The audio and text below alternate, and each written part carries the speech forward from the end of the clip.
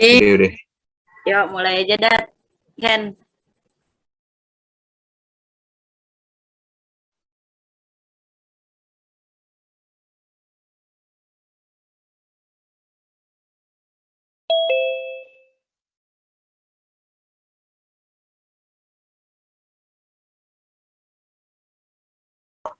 Halo, dengerin nggak?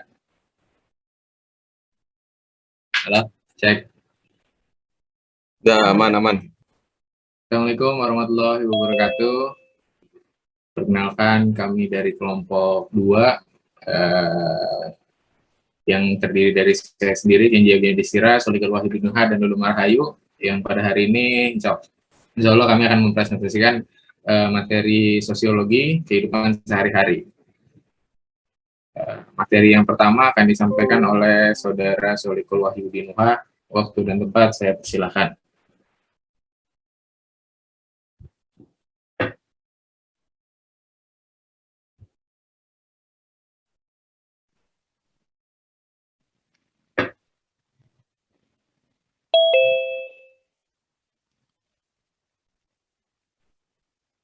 Share screen-nya jalan nggak?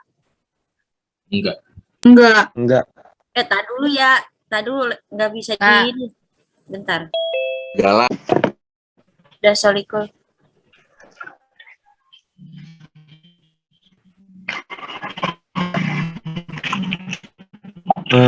Keterkaitan di antara budaya, makna, dan juga kehidupan sosial. Budaya, makna, dan kehidupan sosial tentu merupakan ketiga unsur pembentukan interaksi sosial antara individu dengan individu lainnya. Budaya memberikan makna dan keteraturan melalui penggunaan simbol.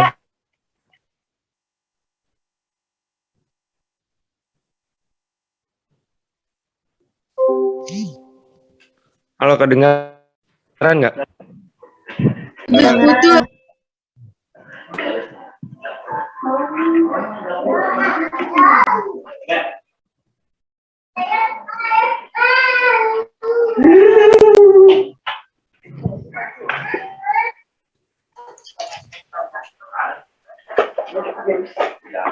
Budaya memberikan makna dan keteraturan melalui penggunaan simbol, di mana hal-hal tertentu yang ditetapkan sebagai objek budaya diberkahi dengan signifikansi di atas penggunaan materialnya. Next.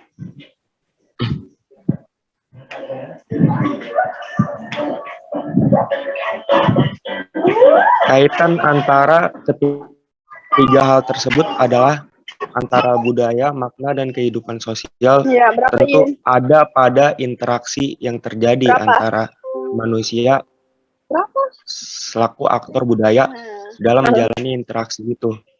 Merupakan suatu proses dari kehidupan manusia yang memiliki gaya yang mencirikan. Dalam buku Griswold yang menyatakan bahwa makna menghubungkan benda-benda budaya dengan dunia sosial. Singkatnya, makna adalah karena ulah yang dilakukan oleh manusia sebagai aktor dalam budaya. Kemudian hal tersebut terus mengikat dalam sebuah kehidupan sosial. Next. Next ya? Ya.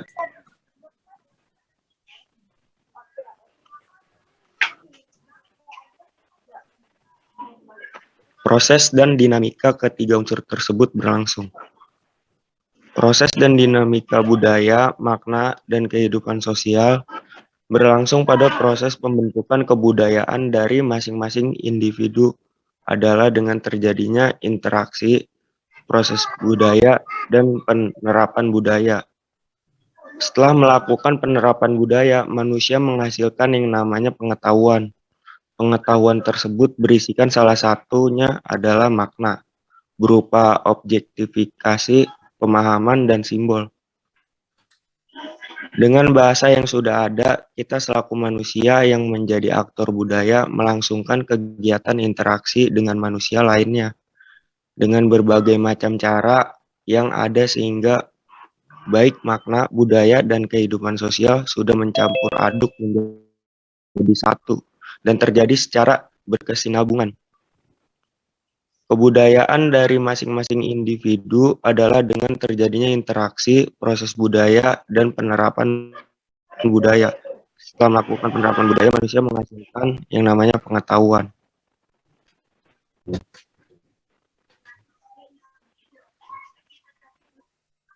Pengertian dari makna serta apa itu yang dimaksud pemaknaan. Mohon maaf, sebelumnya ada suaranya nggak? Ada, Beb.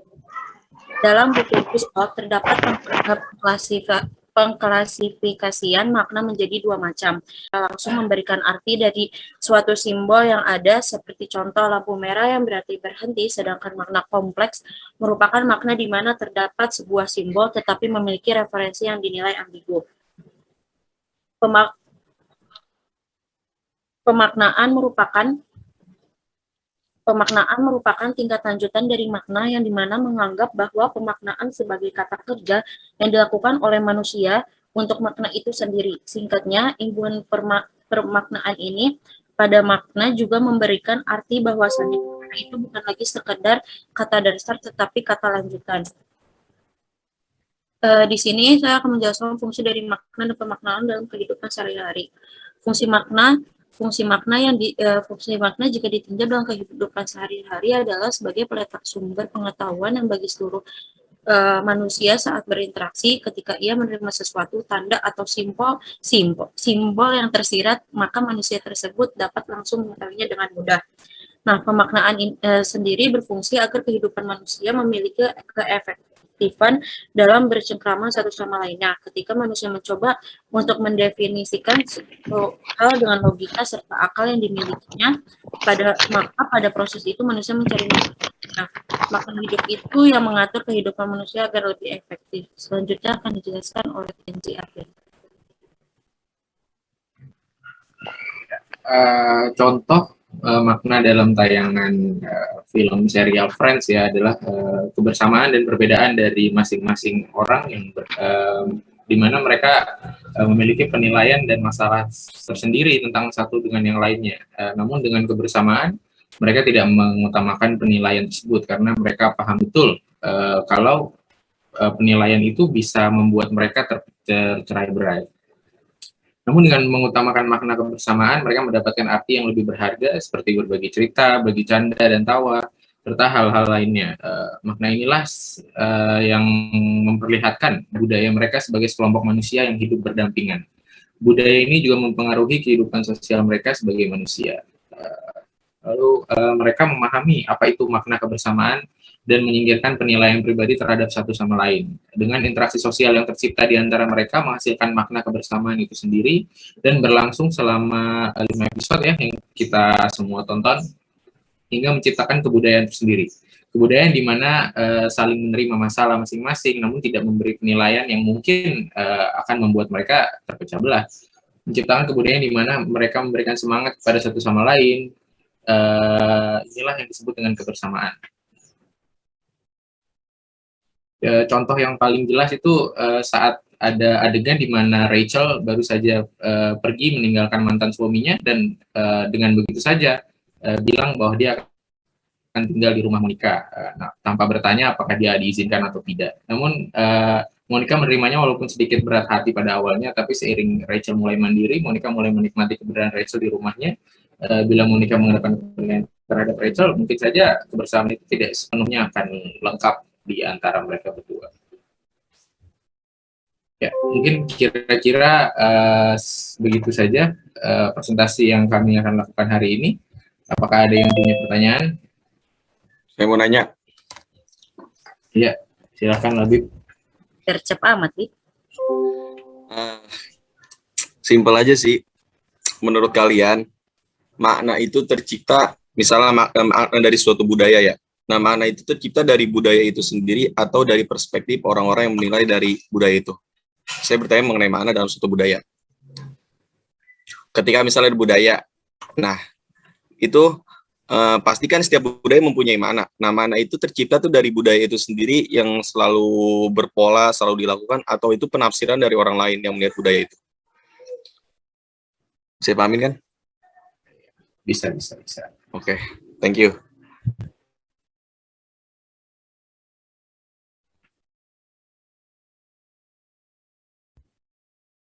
Ada lagi yang ingin bertanya? Mungkin saya akan buka slot untuk 3 orang dulu ya. Saya izin bertanya. Siapa? Sebutin namanya.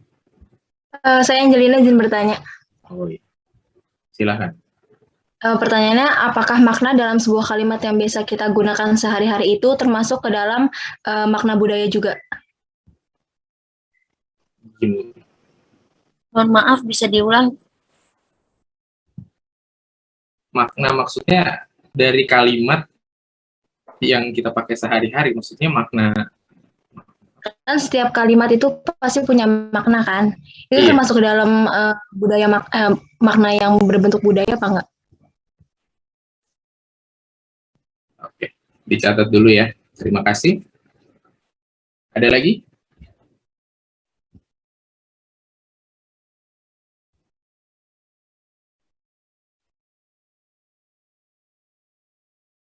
Ada lagi yang ingin bertanya?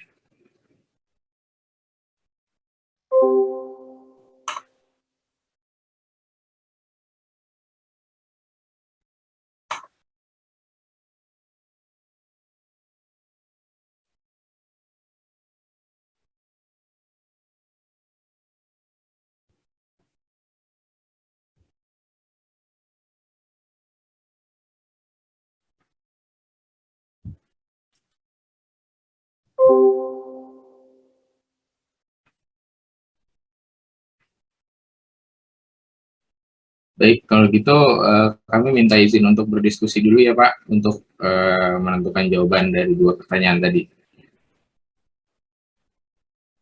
Oke.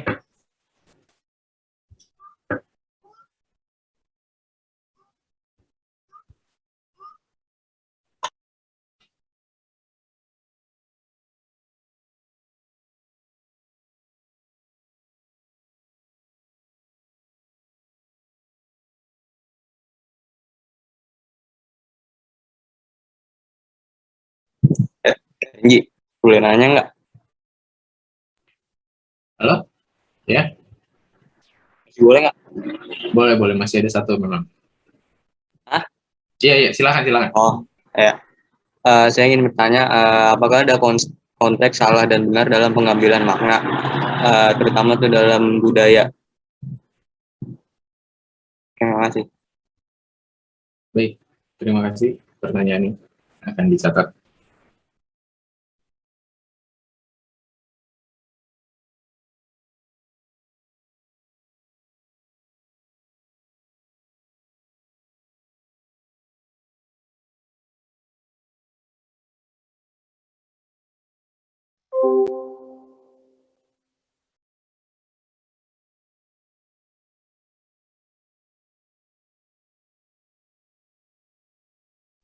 Pak, Ate katanya mau record, Pak.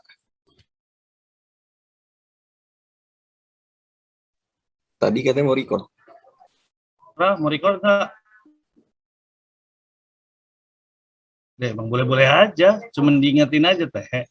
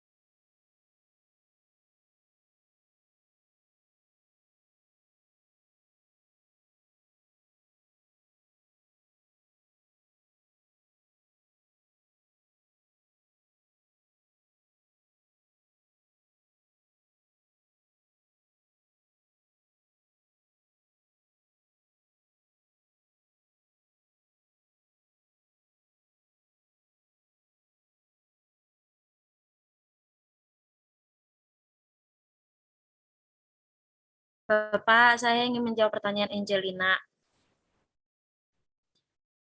Angelina tadi bertanya kepada kelompok kami, apakah makna yang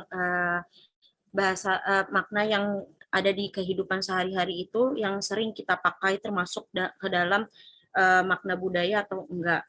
Nah, setelah hasil diskusi kami, kalau menurut pribadi saya, makna yang dalam kehidupan kita sehari-hari itu tidak termasuk ke dalam makna budaya yang selalu kita tafsirkan, apa ya, kita artiin nih maknanya, itu nggak termasuk ke dalam makna budaya, karena tergantung, bentar Pak, karena kayak misalnya contohnya kayak mohon maaf, kata anjir, kata yang kita pakai itu kalau dalam beda sikon tuh kayak beda arti gitu Pak, maknanya. Kita tuh memaknai arti anjir itu kalau dalam beda keadaan saya.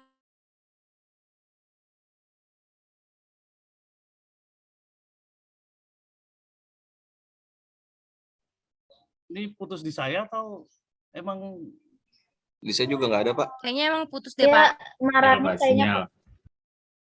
sinyal ya, sinyal. Oke. Jadi pertanyaannya apa dah?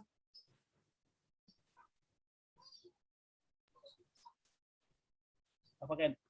Apakah kalimat yang kita pakai sehari-hari termasuk dalam makna budaya gitu Pak? Oke. Tadi siapa yang ngejawab? Suaranya hilang tiba-tiba. Yang jawab Mara Pak. Lulu Mara, Pak. Marahayu. Mana Mara? Ya Pak, saya ada suara nggak Pak? Ada. Ini ada. Pak. Ada. Tadi Oke, Pak. tiba-tiba mati. Iya Pak, alhamdulillah ada. Alhamdulillah. Oke, jadi penggunaan bahasa sehari-hari ya? Iya Pak. Apakah itu masuk ke dalam makna budaya gitu ya? Oke, sekarang saya tanya. Ada nggak pemaknaan terhadap satu kata yang berbeda antar budaya? Dalam budaya Pak. Enggak, antar budaya aja, antar generasi, antar kelas sosial. Ada nggak? Pak, ada. saya mau coba, boleh nggak Pak? Boleh dong, Teh. Ini bukan penggunaan sih, lebih kayak kepengetahuan, bajingan. Bajingan makna yang berbedanya gimana, Ate? Kalau misalnya di zaman sekarang, apa sih, rata-rata tuh orang taunya kayak ya itu sebagai kata-kata yang kasar. Kalau misalnya orang zaman dulu tuh setahu saya bajingan tuh kayak gerobak dorong gitu nggak sih Pak? Apa sih, alat transportasi? Oh ya, ada. Ya, ada. Itu Pak, jancuk Pak, jancuk. Iya Janco. Pak, Janco. Gimana Ken? Coba Ken. Pemaknaannya yang berbeda gimana Ken? Iya Pak, kalau sekarang kan kalau di orang Jawa Timur ya, maksudnya kan itu jadi bahasa lucu-lucuan aja gitu kan, cuk-cuk gitu kan. Tapi kan kalau di Jawa Tengah kan mungkin artinya memaki lah. Tapi kan kalau di flashback artis sesungguhnya kan jancuk itu tank. Tank. Iya, sejarahnya kan cuma kayak, wah ada jancuk gitu. Iya Pak. Serius. Iya Pak, dulu zaman penjajahan Belanda tuh tank namanya jancuk. Kata guru Jadi kalau sejarah saya gitu Pak. Kalau orang Jawa tuh lewat, awas ada jancuk gitu Pak. Ih, sumpah baru tahu. Iya. Enggak, karena jancuk sendiri di Jogja kan tetap diplesetin karena itu makian. Di Jogja, Iya, di Jogja maksudnya itu jadi jangkrik. iya jangkrik, jancuk gitu loh Pak. Iya kan. Tapi contoh-contoh barusan itu memperlihatkan bahwa itu kan sebenarnya language game, permainan bahasa. Nah, pemaknaan terhadap kata apapun itu akan sangat tergantung sama konteks sosial, saya bilang. Konteks sosial budaya yang berlaku. Artinya gini, kalau Kenji bilang itu nggak lucu-lucuan, sebenarnya Ken, di Jawa Timur pun itu tetap makian. Kalau makian yang kasar, tapi kemudian kalau itu munculnya dengan teman sebaya, itu jadi panggilan akrab aja sebenarnya gitu. nah iya gitu maksud saya Pak. Iya, Cuk. Sama di Jogja juga kan gitu. Asu itu kan makian. Ya. Atau kalau di Jawa Timur asu juga jadi makian sekaligus jadi kayak apa ya? Ekspresi.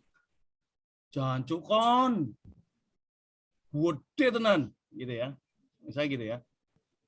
Itu orang-orang Jawa Timur mengekspresikan ya kayak kita anjir gitu ya. Sama tuh bahwa ada penggunaan yang berbeda dalam konteks yang berbeda. Ya, teman saya dari dulu juga gitu aja. Peso, sidora, sasu-sasu aja gitu. Tapi kalau di Jakarta pakai jing tuh kayaknya nggak enak gitu. Gue jing gitu, nggak enak. Makanya orang Jakarta tetap pakai kalau nggak cu ya su gitu. Ya, artinya permainan pemaknaan bahasa ini secara apa ya, natural itu kita alami harian dan itu memang dipermainkan dalam atau misalkan kita ngomong gas nggak nih Pak, gas gitu loh. Gas itu kan punya makna yang berbeda-beda. 20.000 kalau 3 kilo. Ya, kalau 15 kilo gitu ya, 120.000 kan gitu. Itu gas juga kan. Tapi kemudian merubah kata gas motor atau mobil sebagai apa namanya pedal yang untuk memajukan kendaraan juga dipakai buat maju nggak nih kan sebenarnya gitu. Jalan nggak nih? Ayo nggak nih? Akhirnya sekarang jadi gas.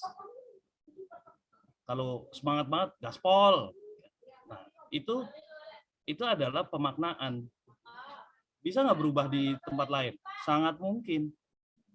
Ya, dulu jokes lucu antara orang Sunda Jawa misalkan Sunda Jawa, Sunda Betawi. Di Betawi taraje itu ya ntar aja gitu. Orang Betawi kan motong-motong kata. Di Sunda taraje itu tangga. Ya. Jadi kalau ada tukang gali tukang gali septic tank lagi kerja makan siang, Kang, makan siang ya Kang. Oh iya Bu, ntar aja gitu ya. Ya karena yang nanjain orang Betawi, oh ntar aja. Ya. Padahal maksudnya minta tangga. Tapi dianggap ntar aja. Nah, itu memungkinkan. Kalau di komunikasi, kita nyebutnya miskomunikasi. Bahwa dalam komunikasi ya, ini bedanya antara pemaknaan kata dalam kata itu sendiri dengan dalam penggunaannya secara komunikatif. Secara komunikasi, yang kita lempar maknanya itu yang seharusnya diterima oleh lawan bicara. Dalam tanda kutip seharusnya, karena baru bisa nyambung obrolannya kalau makna yang diterima, yang diberi dan diterima itu sama. Meskipun misalkan ngasih kata-kata yang maknanya bercabang gitu ya. Kemudian diterima dengan salah satu dari makna yang bercabang itu pun masih tetap komunikatif.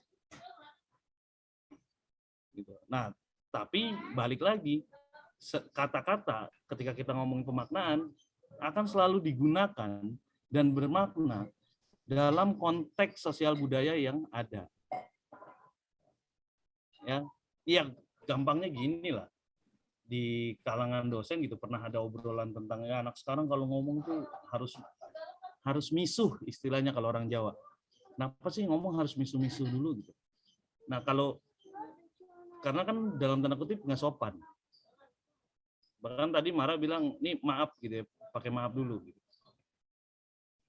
Nah, itu yang kemudian memperlihatkan beda nilai antara generasi satu dengan generasi yang lain. Rata-rata dosen kalian, itu kan satu generasi di atas saya. Baru generasi saya, terus generasi kalian sekarang. Kita kan beda 1 dekade lah. Kalau generasi dihitung 10 tahun, ya kita beda 1 generasi doang. Dan cara ngomongnya jadi beda. Cara pemaknaannya juga jadi beda. Kalian tahu kalau teman-teman manggil Su, gitu. Tahu orang teman deket kok. Dan tahu kalau beneran Su itu marah itu, woi, Su kan, gitu ya. Ya udah, itu berarti marah. Perbedaan-perbedaan itu yang menunjukkan bagaimana permainan bahasa berlangsung, dan itu terjadi setiap hari. Begitu, Jel. Makasih, Pak. Lanjut.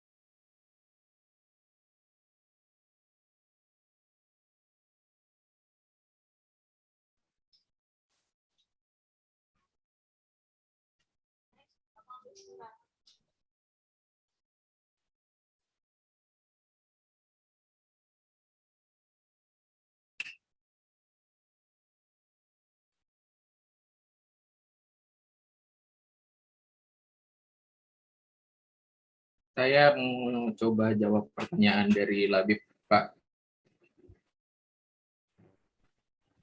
Makna tercipta dari budaya itu sendiri atau tergantung dari penafsiran orang lain atau kita sendiri atau masing-masing orang gitu ya. Menurut saya kalau makna itu memang tercipta dari budaya, tapi pemaknaannya tergantung pemaknaannya tergantung penafsiran masing-masing orang, mungkin bisa beda-beda. Contohnya mungkin seperti tadi ya, kata asu atau jancuk gitu kan, maknanya itu kan sebagai kalimat memaki, kalimat makian. Tapi bagi orang dekat misalnya seperti contoh misalnya saya dengan marah ngomong cuk karena mungkin kita sudah dekat ya biasa aja jadinya, tapi mungkin kalau saya ngomongnya sama Ate yang kurang dekat mungkin dia bisa marah. Gitu sih. Gimana Labib? Ya sih, emang Ate jauh dari kamera soalnya.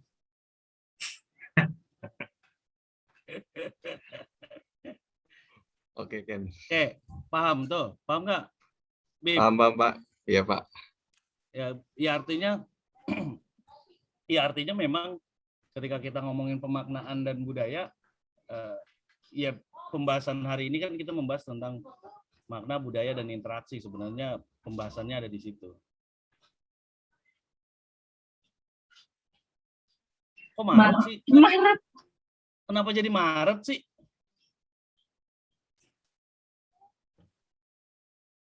Udah ngetik dulu dah yang bener dah. Dah lu belajar baca lagi kayaknya dah. Apa mau kemarah apa tadi? On cam nggak lu? Nggak usah nanya, nggak on cam. Nah. Oke. Jadi kita lihat ini apa namanya? Lo kalau nonton G30 SPKI di akhir bulan ini, nah ini salah satu pas adegan lagi rapat dan ngerokok. Lihat, hitam gitu ya. Terus kayak TV antenanya ini, TV antenanya jelek gitu tuh.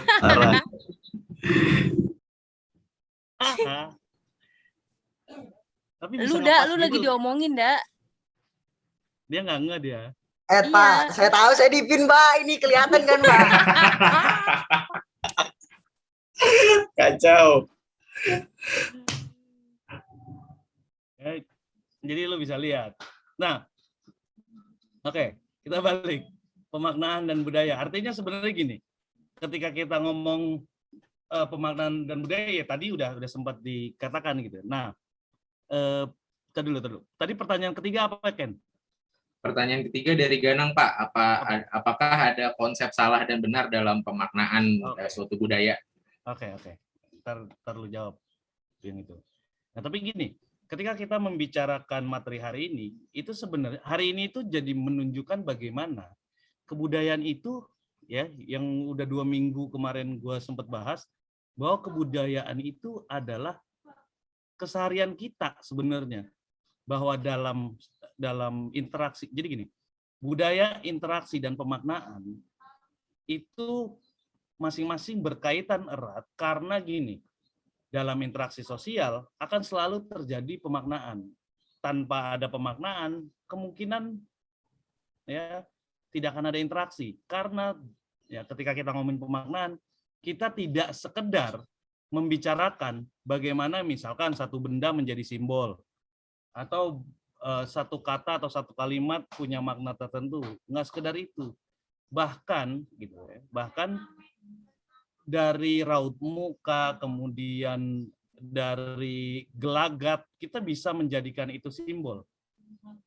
Ya, contoh paling gampang sebenarnya gini. Di sini kan rata-rata bawa motor ya rata-rata. Kalaupun nggak bawa motor, pernah bawa motor dan pernah pakai helm, ya nggak? Nah, sekarang gue tanya, kalau lagi mikir, pernah nggak lagi pakai helm, terus garuk-garuk helm? Pernah, Pak. Pernah, Teh? Sering malah kayaknya. iya. Ya, kalau misalkan lagi di jalan ditanya orang, ini kemana? Kita nggak tahu. Misalnya kalau gue ditanya, Pak, arah Cilodong mana? Nah, gue nggak tahu kan. Ya, gue nggak tahu apakah Cilodong itu udah masuk peta Indonesia apa enggak gitu kan. Belum Kota sih. ada di di lautan Pasifik, gue nggak tahu juga gitu. Nah, karena gue nggak tahu secara apa ya, itu terjadi biasanya secara natural karena masalah kebiasaan, ya nggak sih? Iya. Kayak Betul. kalau mikir tuh tahu-tahu garuk-garuk kepala gitu, dan cukup sering gitu, pakai helm, pakai topi. Ya, kalau yang cewek pakai jilbab tetap aja digaruk gitu. Padahal bukan masalah gatel, emang itu jadi kayak gerak-gerik yang alamiah yang justru emang kita munculkan karena menandakan kita mikir. Meskipun kita tidak bermaksud memberikan tanda itu. Ya, begitu terus, Pak, mohon maaf izin ke kamar mandi, ikut dong. Udah, please. Jangan Pak, nggak boleh Pak. Oh, nggak Jangan boleh. Pak, jangan Pak. Udah ada yang Takut punya, ada Pak. satpamnya Udah di di depan hak kamar Udah ada mandi. yang punya Pak itu. Udah di hak Iya, milik takut itu. ada satpamnya di kamar mandi. Ya. Jadi orang pun ketika ngelihat kita begitu tuh kayak kita nggak perlu ngomong lagi, oh nggak tahu ya Mas ya, oh yang nggak tahu ya Mbak ya, oke deh makasih. Jadi tanpa kita maksudkan bahwa itu adalah ketidaktahuan kita segala macam, tapi menjadi persetujuan umum bahwa gerak-gerik seperti itu menandakan ketidaktahuan, karena mikirnya tuh kayaknya ribet banget sampai garuk-garuk helm kan gitu. Nah, dan ada banyak lagi sebenarnya gerak-gerik kita yang itu jadi simbol justru secara umum. Ya kayak ngomong gitu ya.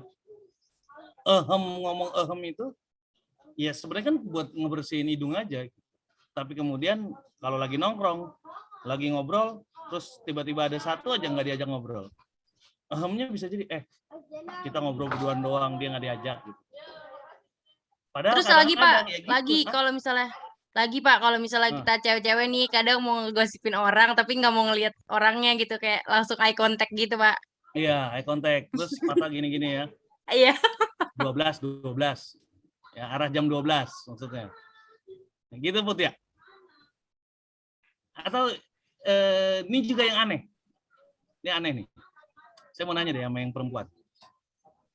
Apa sih serunya ke kamar mandi bareng?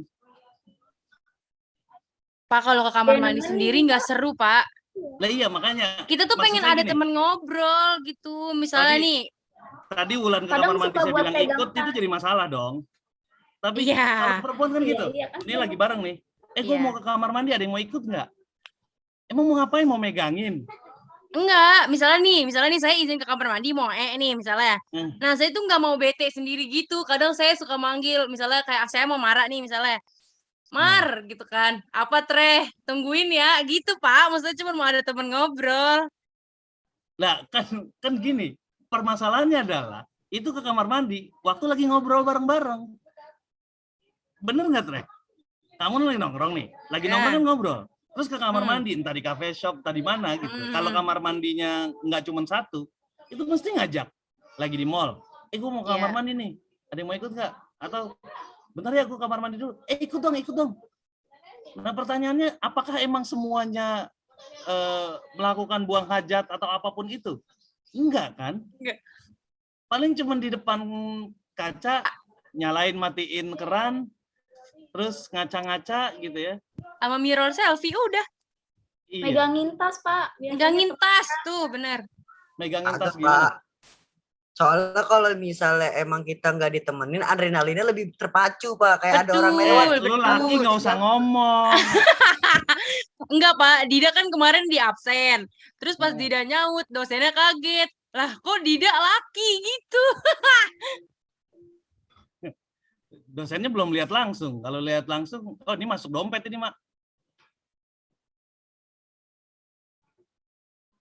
Ya, jadi artinya kan gitu, ada kebiasaan yang berbeda banget ketika perempuan sama perempuan gitu. Ikut dong ke toilet. Semua orang akan biasa saja.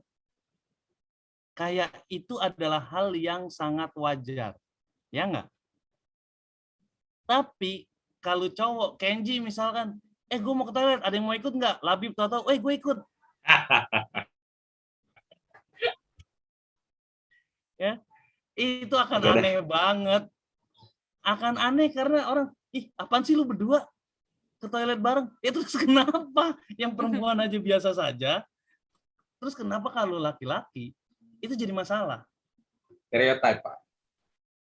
Nah, artinya, ya oke, itu stereotip, tapi kemudian kita membicarakan bahwa pemaknaannya bisa jadi beda. Yeah. Perempuan ke kamar mandi bareng, dalam tanda kutip gitu ya. Artinya kan, ya paling nggak buka jilbab bareng-bareng, dan itu nggak ada masalah. Kenapa laki-laki kalau buka celana bareng di satu ruangan atau buka baju bareng deh, itu aneh banget. Lelaki itu hanya boleh buka baju bareng. Ya.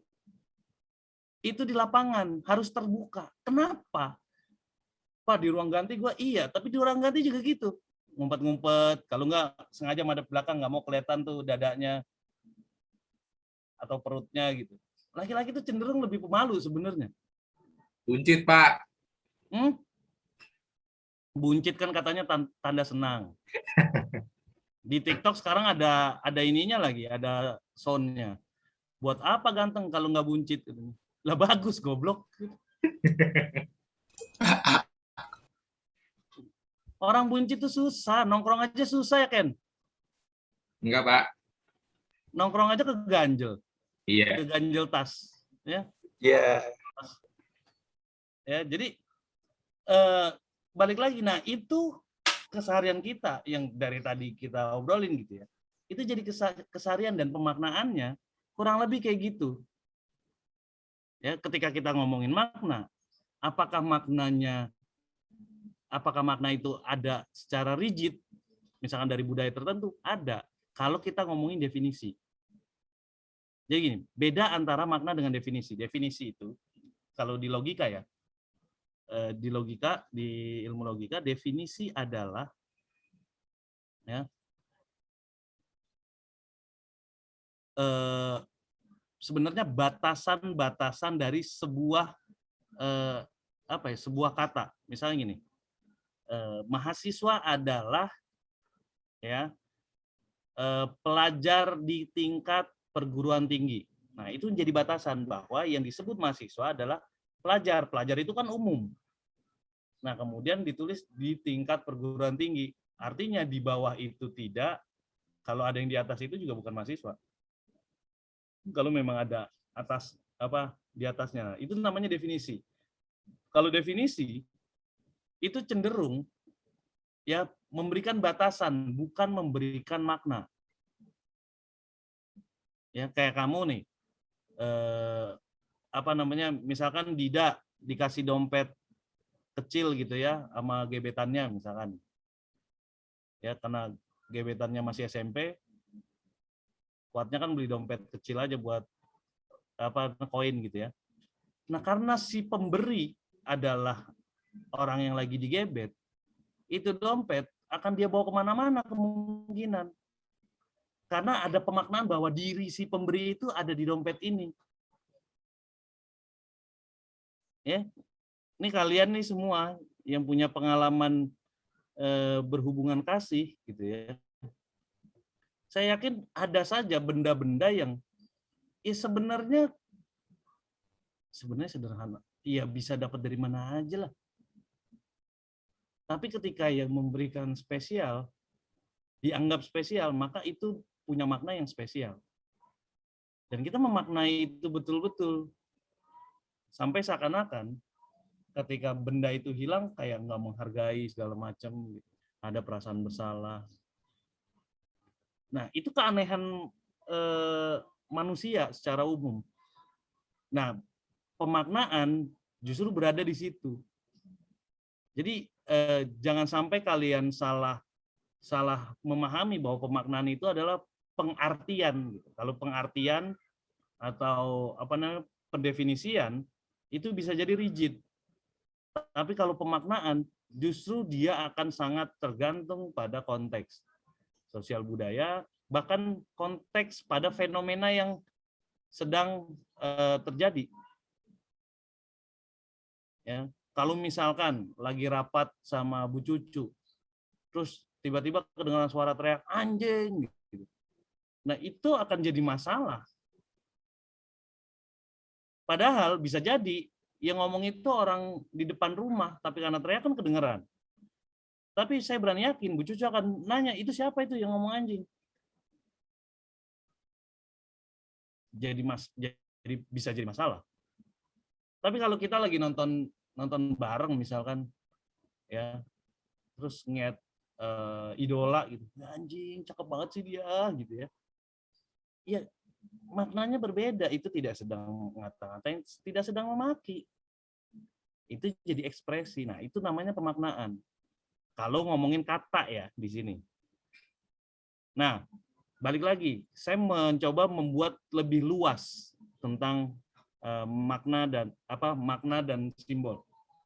Jadi pemaknaan yang akan dibahas di sosiologi budaya adalah pemaknaan terhadap apapun yang bisa jadi simbol. Angin aja bisa jadi simbol. Napas itu bisa jadi simbol, kayak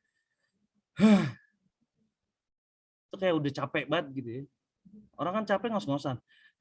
Enggak. Kita kalau mau nunjukin capek gitu, plus mata agak meleknya cuma setengah gitu. Itu udah kayak muak banget. Itu masih membicarakan pemaknaan dalam ekspresi. Lebih jauh lagi pada benda-benda yang tadi itu. Bahkan pemaknaan itu sangat menyangkut terhadap kelas sosial, terhadap kelas sosial, kategori sosial, stratifikasi sosial, dan lain sebagainya. Termasuk memaknai kegiatan kalian sendiri. Kamu mau kelas, kamu mau jalan ke mall, kamu mau acara keluarga, kamu mau kondangan, pakaiannya bakal sama nggak? Beda. Beda. Beda. Ya, bedaknya bakal sama nggak kira-kira? Bisa jadi bedaknya sama, tapi naruh bedaknya bisa jadi beda. Ya kan? Bahkan orang tua kalian aja bisa tahu mau kemana kamu. Karena udah dandanannya dandanan mau jalan. Tapi kalau rapih kayak orang mau apa dulu PBAK, iya bisa bilang, loh, emang kamu ngelamar kerja di mana? Ini mau wawancara atau gimana gitu. Nah, kalau misalkan kita udah tatap muka, kalian ke kampus, itu akan ada lagi tuh kategori pakaian. Bahwa pakaian tertentu itu bisa dimaknai, oh ini mau jalan kuliah. Dan masing-masing bisa jadi beda. Dan anehnya, bisa jadi pembedanya cuma 1 benda, 2 benda aja. Kayak misalkan nih, kalau perempuan. Mau kondangan, kalau istri saya nih ya, dia punya gesper yang kayu, yang biasa kulit, sama yang besi, kayak rantai gitu, kecil ya. Perempuan kan gitu ya gespernya. Nah, kalau dulu zaman istri saya kuliah di Pasca UIN tuh, nggak pernah dia kuliah pakai gesper kayu. Karena ribet. Jadi saya tahu persis kalau dia udah ngeluarin itu gesper, oh berarti mau ada acara keluarga nih, acara resmi. Begitu juga sepatu. Ya. Kalau yang punya sepatu lebih dari 2 pasang di sini, saya yakin itu sepatu ada peruntukannya. Ini sepatu lari, ini buat buat hangout. Ini sepatu resmi kalau ada acara-acara resmi. Warna juga ngaruh, ya nggak? Lipstick Warnanya, juga ngaruh, Pak. Apa? Lipstick.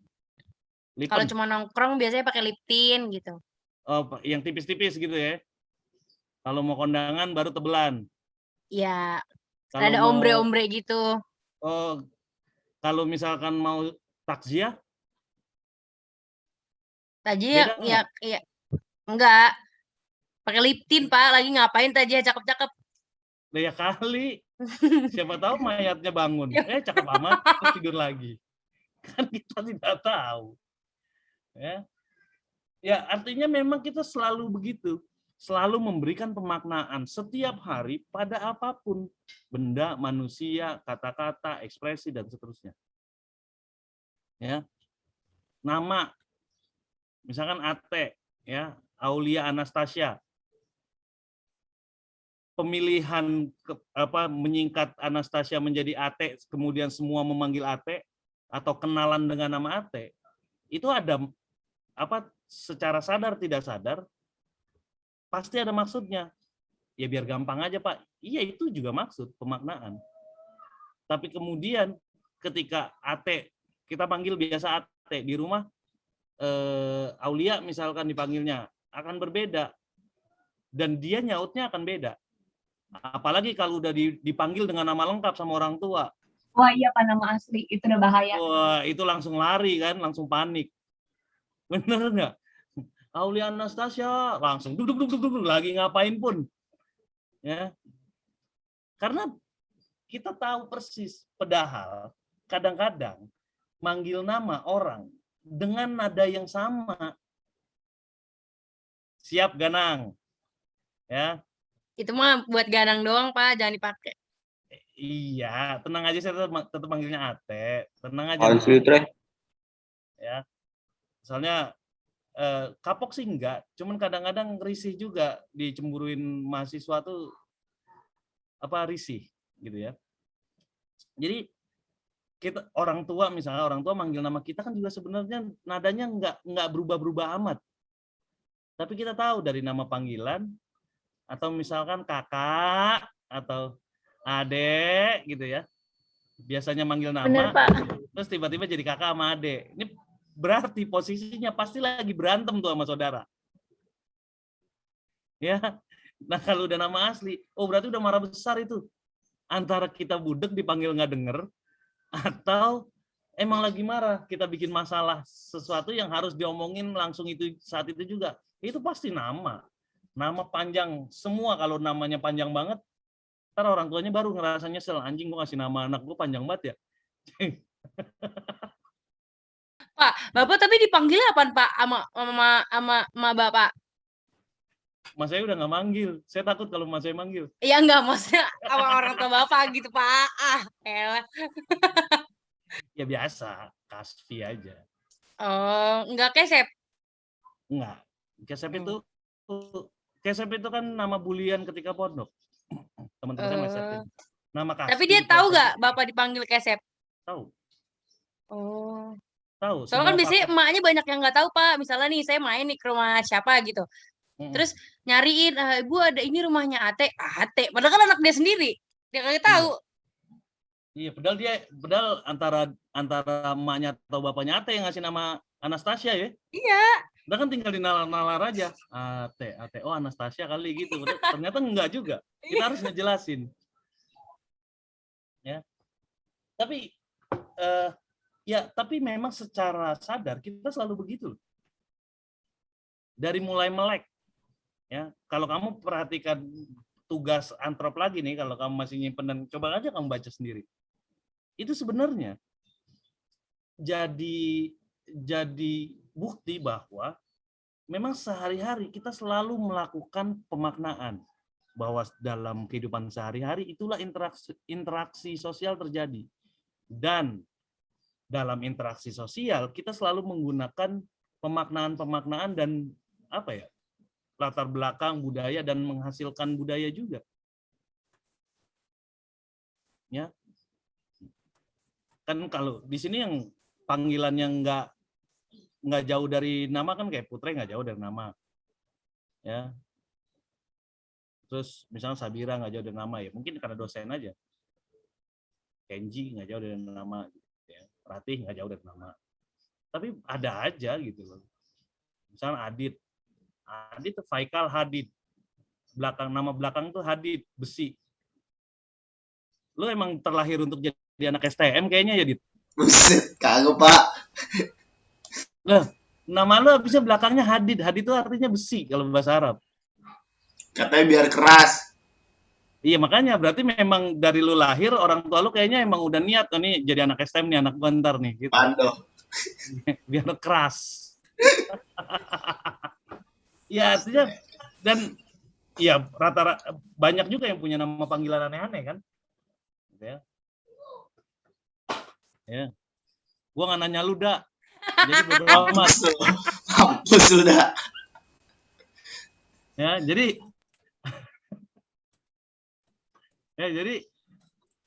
itu semua. Bahkan gini, kita udah ngomongin ini ya. Tahu adu nasib ya? Tahu. Iya, tahu, Pak. Ya, tahu adu nasib. Kan kalau saya tuh termasuk yang sebel sebenarnya dengerin orang adu nasib, karena apa sih enaknya diperhatiin orang karena iba gitu ya. Tapi ternyata memang pemaknaan terhadap iba dan kesialan itu bisa berkembang jauh lebih dari yang biasa saya maknai gitu. Saya pernah ngobrol misalkan itu ada kemungkinan misalkan diibain orang supaya kelihatan bahwa dia tuh kuat. Gitu. Jadi justru karena lu mah mending kuliah di sosiologi ya tugasnya setiap hari review pun kan lu nggak ngerasain ngitung kayak gua tuh setiap hari harus ngitung, buka SPS segala macem. Ntar ada lagi temennya nyaut, lu masih bagus ngitung karena kuliah, gua ngitung belanjaan tiap hari. Lebih sedih lagi, nggak dapat ijazah segala macam dan seterusnya. Masing-masing berusaha menjadi orang sedih untuk memperlihatkan bahwa dia kuat. Nah, pemaknanya bisa lari ke situ. Jadi maknanya sendiri bisa jadi semacam post effect. Ya, lumayan enak masih semester 3. Kalau ada yang ngomong begitu, lu sambit aja. Asli, Pak, banyak banget yang ngomong kayak gitu. Lu sambit, ya pakai apa kek? Kalau nggak pakai laptop lu, nih, gua kasih tugas gua gitu aja. Nonton lu 5 episode Friends tuh. Apalagi kalau anak semester 5 yang ngomong gitu. Lu mah enak masih semester 3. Pala lu mah enak. Pak Adlin yang ngajar sos budaya, coba lu yang ngajar pakai sep lagi. Ya, berat badan lu tinggal setengah, gue yakin. Gituin aja. Betul. Nah, balik lagi. Jadi ketika kita ngomongin pemaknaan itu di situ. Nah, sosiologi sehari-hari itulah sosiologi budaya dalam tanda kutip. Itu juga yang menunjukkan bahwa ternyata sosiologi secara ilmiah itu bisa membahas apapun yang memang bagian dari kehidupan sehari-hari. Kenapa? Karena kehidupan sehari-hari kita adalah atau sama dengan interaksi sosial. Kita nggak bakal hidup tanpa ada interaksi. Melek interaksi ke handphone. Ya. Bangun ya interaksi minimal sama nyamuk. Ya, interaksi. Bener loh, interaksi ke Tuhan dengan ibadah itu juga interaksi. Karena kita membuat sebuah semacam sosok virtual di kepala kita itu sebagai Tuhan. Makanya kita doa, kita minta segala macam, itu kan interaksi. Nah, interaksi sosial selalu menggunakan makna. Gitu aja. Nah, penggunaan pemaknaan dalam interaksi itu kemudian jadi budaya. Itu yang gue sebut di 2 pertemuan sebelum ini. Kita ngomongin budaya, konteksnya harus ya melihat sebagai sebuah interaksi sosial. Pak, saya mau nanya boleh Pak? Saya potong maaf Pak. Boleh, Bib. Berarti kan kita selama ini memahami interaksi itu kan seperti halnya ada sebuah komunikasi antara satu dan lainnya. Berarti kalau dalam konteks kebudayaan ini, segala hal yang kita lakukan dan itu memberikan makna itu dapat disebut interaksi Pak, seperti tadi kayak nepok nyamuk dan lain-lain tuh. Kurang lebih. Karena gini, kalau interaksi dalam dunia komunikasi memang seringkali hanya dibatasi pada ngobrol. Ya, ada makna yang dilempar, kemudian itu harus ditangkap. Itu namanya interaksi. Tapi saya melihatnya dari beberapa bacaan tentang sosiologi budaya ini, saya melihat bahwa makna interaksi sosial itu justru diperbesar. Yang kita lihat adalah beyond interaction justru. Hal-hal di balik interaksi itu sendiri. Ya, tadi kita ngomongin pemaknaan pakaian, kelas segala macam. Artinya pakaian aja bisa punya makna kegiatan tertentu. Yang aneh juga, pakaian bisa punya jenis kelamin. Ya. Yang namanya rok, kalau ada laki-laki di Indonesia pakai rok, itu akan jadi masalah. Padahal laki-laki pakai sarung, nggak ada masalah. Model sarung sama rok kan beda-beda tipis, ya nggak sih? Perempuan nih pakai batik, ya kain batik dilibet-libet, kan nggak jauh beda dengan laki-laki pakai sarung, ya cap gajah jongkok, terus dilibet-libet juga. Bedanya kalau laki-laki pakai sarung, digulungnya kagak kelar-kelar, gulung satu, jalan kondor dikit, gulung lagi, ngapain kondor dikit, gulung lagi, lama-lama dengkulnya kelihatan. Masih kagak berasa juga, lama-lama celana pendeknya, celana kolornya kelihatan. Kalau perempuan udah sekali pakai udah. Gitu loh. Tapi sebenarnya kan sama saja. Tapi kemudian akhirnya ada pembedaan. Itu namanya sarung, Pak. Beda lagi sama rok, beda lagi sama kain batik. Ya oke lah, terserah lah ya gitu ya. Tapi kalau ada laki-laki pakai rok, tapi motifnya sarung, itu akan disebut rok atau sarung? Sarung. Sarung. Tetap sarung. Kayak celana aja Pak, ada kan tuh? Celana, perempuan boleh aja pakai celana. Bahkan pakai celana laki juga tidak masalah sama sekali, iya enggak? Jadi daya jangkau belanjanya perempuan itu emang diperluas. Kita nih laki-laki enggak. Wah celana jeans murah nih. Pas lihat, wah ini mah celana perempuan. Ya, model kancing. Model kancing itu, kancing di kanan atau di kiri itu menunjukkan bahwa ini pakaian laki-laki atau perempuan. Tapi perempuan mau kancingnya ya ada di bawah sekalipun, ya bodo amat gitu. Laki-laki enggak. Laki-laki kancing itu ada di kanan. Ya. Kancing itu harus ada di kanan. Jadi kalau kancingnya ada di belakang, itu bakal aneh. Gitu. Jadi pakaian bisa punya gender, punya jenis kelamin.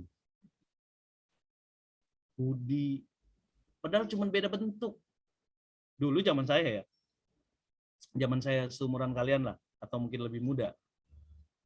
Dan itu belum lama, baru beberapa tahun yang lalu, gitu ya. Biar nggak berasa tua-tua banget. Itu namanya kemeja. Kalau kemeja slim fit gitu tuh, slim fit, itu tuh kalau yang memang diperuntukkan untuk laki-laki, pasti pakaian mahal. Nggak ada ceritanya, kemeja 60.000 itu slim fit. Sekarang ke mall mana-mana banyak. Nah, pakaian itu juga bisa menunjukkan kelas sosial kan? Betul. Nggak perlu ngomongin merek dah, pakaiannya. Ya, cowok kemana-mana pakai jam tangan, itu udah menunjukkan bahwa dia ada di kelas menengah paling tidak. Ya, terus kalau meskipun pakai kaos rapi, itu juga menunjukkan kelas sosialnya. Kalau ditambah merek dan lain sebagainya, itu akan menunjukkan stratifikasi sosialnya. Nah, itu namanya juga pemaknaan. Jadi kita bisa sampai melihat ke situ di sosiologi budaya. Atau kenapa sih misalkan ketika ngobrol gitu ya, selalu ada yang banyak ngomong, selalu ada yang diem saja atau sibuk dengan handphonenya, dan selalu ada yang jadi badut. Gitu. Itu selalu ada tuh. Ada tiga peran ketika nongkrong. Ya, yang selalu jadi pusat perhatian karena dia yang cerita segala macam, yang jadi badut karena dia yang nyeletuk bikin lucu, sama yang ya emang kayak nggak mau ikut ngobrol tapi pengennya ikut nongkrong. Tapi kalau minum ginseng bisa jadi dia yang paling banyak. Nah, yang gitu-gitu itu juga menunjukkan pemaknaan, menunjukkan kekuasaan bahkan. Ya. Sekarang saya tanya, waktu pengantar sosiologi ya setahun yang lalu, ayahanda itu on cam apa off cam? On cam. On Ayahanda cam. on cam. On cam, Pak. Nah, sekarang saya tanya lagi, kamu kalau sekarang dengar suara dia, gedeg nggak? Rada. Ya, suaranya Pak Hendro itu kan agak berat ya. Iya. Nggak cempreng, sama sekali nggak cempreng. Jadi Pak Hendro tuh suaranya agak berat, dan suara berat itu ternyata mempengaruhi bagaimana orang menghadapinya. Ada dua bapak dosen di sosiologi yang suaranya berat. Satu Pak Hendro, satu Pak Hasan Ansori. Jadi karena online nggak ketemu langsung, jadi yang lebih kena itu kan suara akhirnya, meskipun on cam. Nah, karena suaranya berat, akhirnya kelasnya pun kalem. Karena memang kayak yang intimidatif lah istilahnya. Jadi dia yang lebih dominan ya, Pak? Iya, justru menjadi dominasi sendiri. Artinya suara, ton suara aja bisa sejauh itu pemaknaannya. Nah, itu yang kemudian dalam sosiologi budaya akan dilihat. Makanya kegiatan seorang sehari-hari, kemudian kita mau ngeliat apanya nih. Misalkan mau ngomongin bagaimana sih proses dominasi dalam tongkrongan-tongkrongan alumni, misal gitu ya. Nah, yang dilihat bukan siapa yang bisa merintah. Lihat aja dari penggunaan katanya, bahasanya, siapa yang bakal jalan keluar untuk beli makanan gitu ya. Seret nih, ngerokok doang nih. Beli minum. Yo. Pasti ada tuh yang, ayo sini gue yang jalan gitu. Atau ada yang, ayo kumpulin. Lu jalan ya, Iya deh, gue nitip rokok ya, iya deh, pakai duit lu dulu ya, enggak deh, gitu kan. Ada, Jadi, Pak. Ada Dit begitu, Dit? Ada. Oh, nggak ada. Lu begitu nggak? Alhamdulillah enggak. Lu yang nyuruh ya? Lu yang nyuruh atau yang jalan? Saya yang jalan. Masa sih Casper bisa disuruh jalan gitu? Oh, makanya Casper. Dadi. Ya, jadi, nah kayak gitu. Itu menunjukkan stratifikasi, itu menunjukkan bagaimana masing-masing memposisikan diri, itu menunjukkan bahwa dalam satu tongkrongan tidak akan mungkin semuanya egaliter sama, tidak. Pasti akan terjadi pasti akan muncul struktur sosial sendiri dalam tongkrongan, mau laki-laki mau perempuan juga gitu. Ya, ada yang rumahnya jadi tempat ngumpul, ada yang rumahnya nggak pernah jadi tempat ngumpul karena ada alasan terus ada yang kalau ngumpul pasti nginep, ada yang mau jam berapapun pasti pulang. Ntar pas lagi ngobrol nih, itu akan kelihatan tuh penggunaan bahasa, siapa yang ngomong, Mbak. Ya, kita dulu dah 5 menit.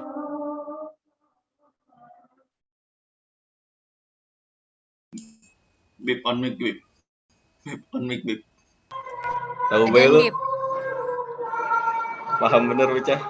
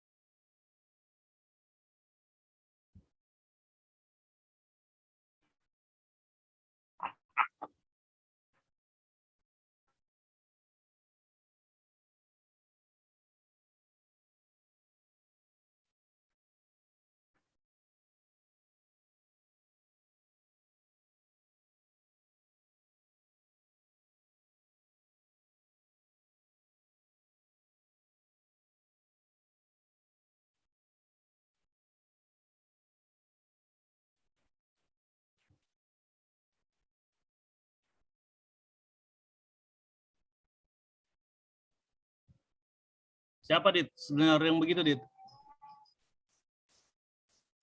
Yang apa, Pak? Yang demen banget ngomong, lu mah enak masih semester 3. Nggak tahu saya Pak. Siapa? Tori, Munib? Kagak, nggak ada yang ngomong gitu. Nggak ada, malah nawain ya? Ah? Malah nawain kalau Tori mah ya? Dia bilang santai aja Dit. Gitu dia bilang. Santai apa nih? Apa lu diajak ngeslot? No, tidak no yang diajak ke slot mulu. Tidak partnernya tuh Pak. Udah menang berapa lu dah? Pak, saya nggak ngerti Pak. Lu sebagai adik langsungnya Ahmad Al-Tori udah dapat berapa banyak lu? Kagak Pak, saya emang seru aja ngomporin dia Pak. Ayo Tor, lagi Tor. Oh, jadi lu yang kampretnya? Bukan saya Besok Pak, lu awal ngomporinnya mulanya gini. mah. Skripsi Tor. Kata Kesep skripsi gitu. Jangan ngeslot Iya mulu. katanya dia mau ganti judul Pak, ngebahas gituan Pak. Tentang apa judi? Iya. Gue udah bilang ganti, silakan aja kalau mau ganti, tinggal mulai dari awal aja. Oke, kita lanjut. Jadi itu pemaknaan, ketika kita ngomong pemaknaan, jadi pemaknaannya sejauh itu. Jadi nggak sekedar, ingat ya, pemaknaan tidak sekedar pada ngasih arti tertentu, enggak. Pemaknaan itu ketika kita ngomongin sosiologi ya berarti akan berhubungan dengan struktur sosial yang ada. Ya, belum lama misalnya gua nguji tentang jazz, ya tentang musik jazz, jajan jazz si Saka, itu dia membahas tentang bagaimana jazz itu dianggap musik kelas elit. Dan memang pada kenyataannya di 10 tahun yang lalu, sekitar 10 tahunan dan sampai ke masa kemerdekaan awal, jazz itu jadi musik elit di Indonesia. Dianggap musik susah. Musik susah itu maksudnya musik rumit gitu ya, dianggap rumit. Kemudian jadi musik elit. Akhirnya Java Jazz itu berapa ya masuk sekali? Pada masa itu Java Jazz itu mahal setengah mati. Ya, gue nonton konser misalkan di Jogja 30.000 tuh udah bisa masuk. Bandnya udah band-band yang lagi hits.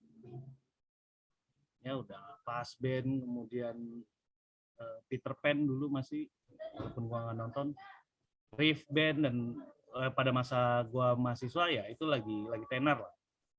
Tapi Java Jazz berani sampai 150 paling murah, kemudian sampai 300 dan seterusnya. Itu jadi apa ya? Jadi simbol status sosial. Jadi secara sosial status lu kayak naik aja kalau nonton Java Jazz. Teman-teman lu juga bisa jadi gitu. Atau misalkan lu ikut DWP gitu ya. DWP. Nah itu juga kemudian ada pada kelas sosial tertentu. Dan anehnya kelas sosial juga kemudian mempengaruhi selera loh. Ya, kalau lu ngerasa kelas sosial menengah ke bawah, ngeceknya, lu kalau makan enak apa enak banget. Ya, kalau lu makan punya prinsip enak dan enak banget, ya itu memang orang ya menengah ke bawah lah kalau nggak dibilang kismin. Atau gue baru lihat tadi ada beat dari salah satu komika. Lo tahu ini nggak? Tahu stiker yang ada di mobil? Stiker yang ada di mobil tentang keluarga bahagia. Tahu. Ya kan? Jadi ada biasanya ayah siapa, mamah siapa, kemudian kakak, adik gitu ya. Keluarga bahagia. Nah, sadar nggak bahwa penempelan stiker itu cenderung ada di mobil-mobil murah? Avanza. Iya, Pak. Ya, kemudian Ayla dan sejenis-sejenisnya gitu ya. Nah, kalau di mobil-mobil kayak BMW, kemudian mobil apa tuh yang pintunya bisa naik sendiri atau ke samping, Alphard gitu ya. Nah, itu jarang gue nemuin, kayaknya enggak deh, gue nggak pernah nemuin Paling kalau ada stiker tulisannya Silverbird, ya kalau Alphard, stikernya Silverbird bukan keluarga.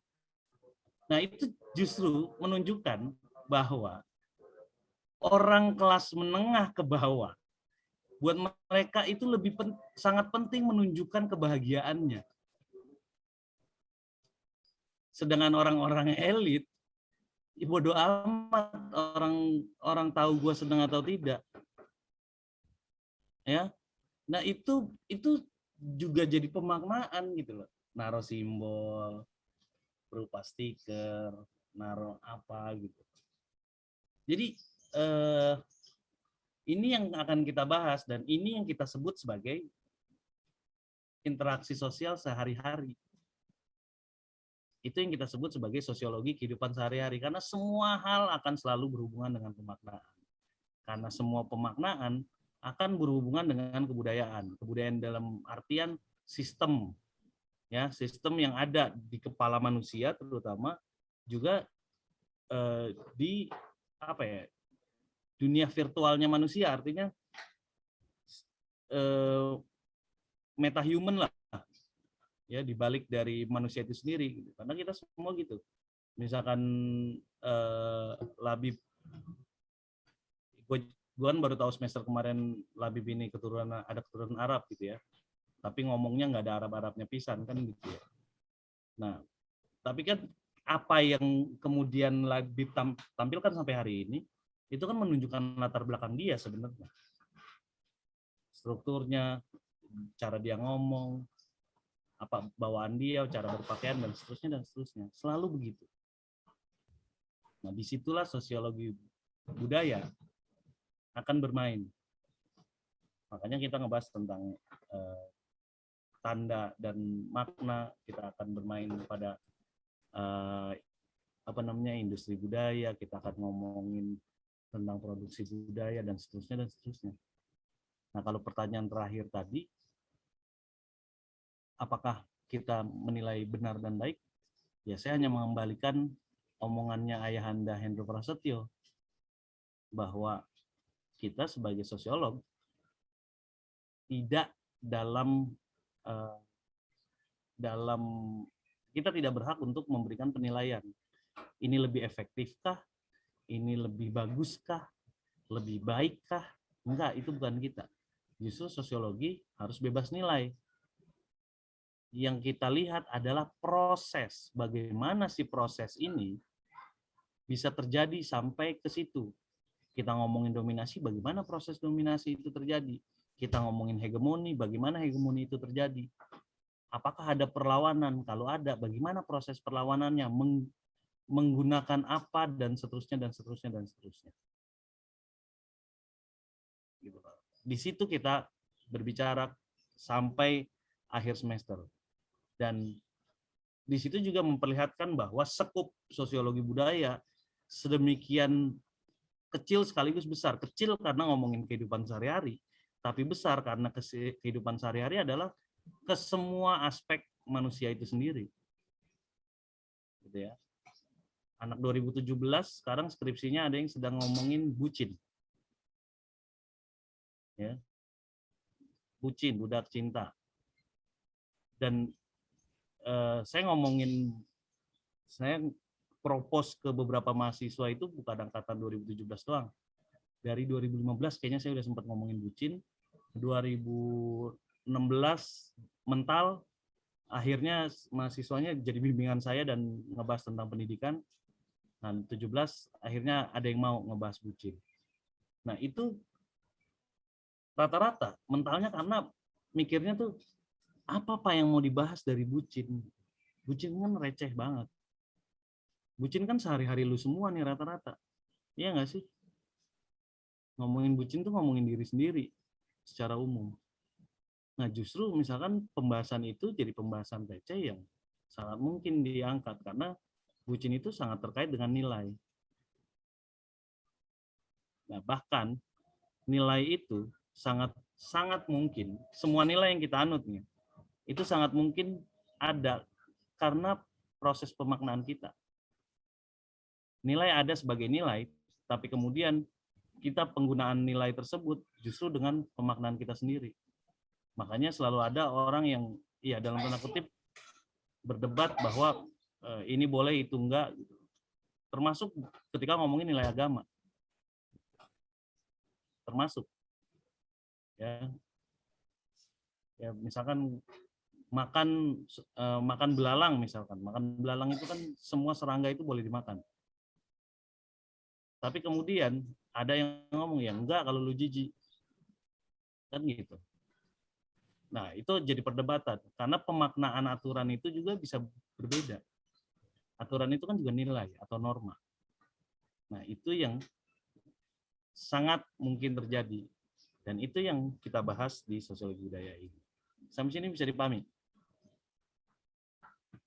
Bisa, Pak. Bisa, Pak. Oke. Bisa, Ada yang mau Pak. ditanyakan?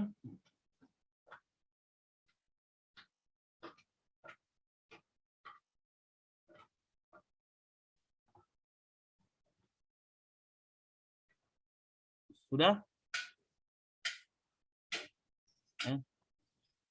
Keren nih kalau bisa kelar sebelum waktu seharusnya kelar. Ini agak langka nih. Oh iya, by the way, kalian tuh jadinya kelas offline sama Pak Yusron kapan? Setiap mau UAS sama mau semester UTS sama mau UAS. Jadi dia tuh ada review, Pak. Ada review keseluruhan materi yang dipresentasikan. Nanti dia kayak ceramah aja gitu, Pak. Kita cuma nyimak. Gitu sih konsepnya kalau kata dia. Oh gitu. Nah itu pertanyaannya yang ngurus siapa? Yang ngurus apanya, Pak ya? Yang ngurus izinnya? Dianya kayaknya yang nanti. KM kali, Pak, KM. Dia belum ada omongan sih, Pak. Pak Yusron, Pak. Coba. KM siapa lu, Bib? Iya, Pak. Lu coba ini, Bib. Tanya ke TU. Daripada nggak jadi, ya meskipun Pak Yusron ya. Pak Yusron itu senior, profesor gitu. Tapi kan kita di sosiologi ngomongin sekuat apa power Pak Yusron. Itu juga akan jadi pertanyaan loh. Karena Pak Yusron termasuk orang yang patuh sama administrasi soalnya setahu gue. Jadi ada baiknya justru lu tanya, ada kemungkinan nggak? Karena kalau di FEB itu gue udah lihat surat edarannya, itu boleh, tapi harus ada surat pengajuan, persetujuan mahasiswa, dengan mahasiswa yang mau atau yang enggak, tanda tangan, ada kolomnya. Kemudian ada tanda tangan dosennya juga. Masukin Pak, vaksin nggak sih, Pak? Harus vaksin. Vaksin lah. Harus minimal 1. Emang lu belum, Dit? Belum, Pak. 1 pun? Belum. 1 pun. Emang jarum nggak bisa tembus ke tangan lu ya? Hah? Patah katanya mah jarum. Satu, Itu dia, Pak. Jarum patah. Jarumnya patah. Kagak gitu, Pak. Saya nggak mau sakit. Buset, megangnya samurai sama jarum suntik. Kicep juga. Kagak kan pasti kalau vaksin kan demam dulu ya. Saya nggak mau. Iya kan enggak. Itu kan beda-beda setiap orang, Dit. Gua nggak demam. Gua kelaparan lebih tepatnya. Nah, itu dia kelaparan. Saya nggak vaksin kelaparan uring-uringan. Gimana vaksin kelaparan? Ya. Lah ya kan lu habis vaksin ada warteg. Tahu dibawa ribet, Pak. Emang alasan aja dia. Tahu, emang Iya. bener. Emang takut jarum aja itu. Iya. Lagian kelaparan takut uring-uringan. Gua lapar nggak uring-uringan. Nggak punya duit baru uring-uringan. Nah, itu dia. Lagian lapar uring-uringan. Lapar asal ada duit mah bodo amat ya. Tinggal mampir. Iya. Nggak punya duit baru uring-uringan. Iya, dan kalau nggak salah memang harus ngajuin gitu loh. Jadi yang boleh tanda tangan dan ikut hanya yang sudah vaksin. Minimal sekali. Ya, atau kalau misalkan belum vaksin, ada surat dokter kenapa belum vaksin gitu. Kan yang banyak yang belum vaksin karena alasan kesehatan, misalkan penyakit bawaan. Iya, punya penyakit bawaan gitu. Jadi yang begitu masih diperbolehkan. Sisanya kayaknya ada surat pernyataan tanggung jawab dosen dah kalau nggak salah. Ya, dosen akan tanggung jawab. Jadi kalau hari itu misalkan lagi kelas tiba-tiba ada yang meriang, langsung bawa ke rumah sakit. Bib, anterin gue vaksin, Bib. Dit, katanya yang Pfizer nggak ada efeknya, Dit. Pak, saya udah disuruh, Pak. Udah dapat jalur enak, tinggal nggak usah ngantri. Cuman saya nggak mau. Berarti dulu lu zaman tawuran, musuh lu tuh harusnya tinggal bawa jarum suntik aja ya? Ya, saya nggak pernah tawuran. Labib no, tawuran mulu. Ya, Bisa. Ya. Kena. Muka serem. Sama jarum suntik takutnya, ya Allah. Kagak, nggak takut. Gua kasih tahu di beberapa wilayah, lu mau nikah nanti juga harus disuntik. Emang apa, Pak? Ada lupa nama vaksinnya gitu. Jadi emang ada vaksin buat pranikah, untuk kesehatan pranikah tuh ada. Jadi cek ke dokter segala macam, memastikan kesehatan dan lain sebagainya. Oh, kalau yang Iya, Pak. masih perawan atau enggaknya ya, Pak ya? Nggak ngaruh, itu mah bodo amat. Apaan harus? Oh, shit, liar banget sampai segitunya. Offset banget bocah. Anco. Lagi kayak lu masih perjaka aja Masih, Pak. ngomongin perawan-perawan kayak masih Mampus perjaka lu. aja. Diincer lu sama Kanit tuh. Kanit ngeliatin udah kayak gitu tuh.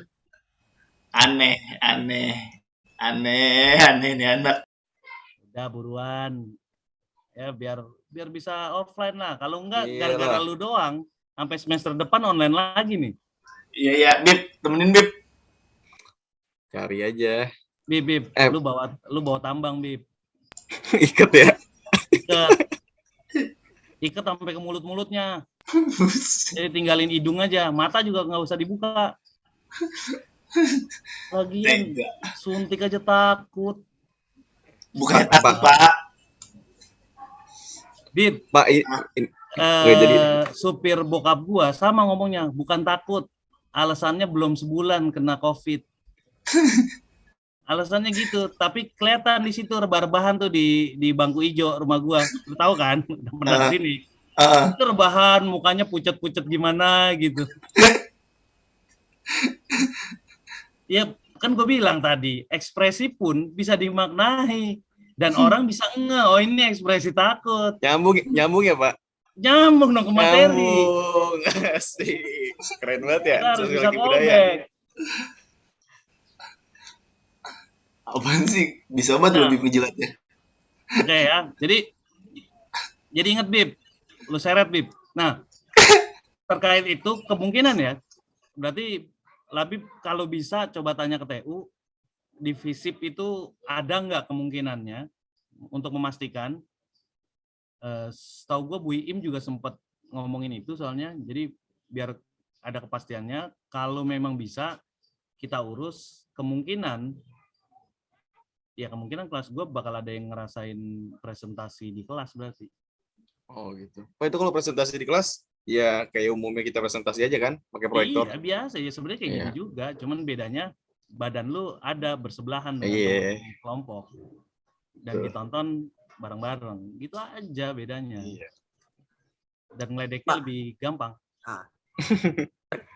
Terkait orang-orang yang di luar Jabodetabek gimana, Pak? Iya, terserah, anggap aja bolos. Karena gini, gue nggak bakal maksa, santai aja. Kalau memang mau ke kampus, silakan. Gitu. Kalau mau ikut kelas, misalkan jadi nih kelas offline, ya udah, yang bisa kita masuk kelas. Kalau misalkan Pak, saya nggak mungkin ya, udah nggak apa-apa. Kalau internet kampus masih bagus, ya nanti bisa terserah mau live IG apa gitu ya, supaya yang lain bisa ikut nonton gitu. Tapi yang presentasi nanti harus datang.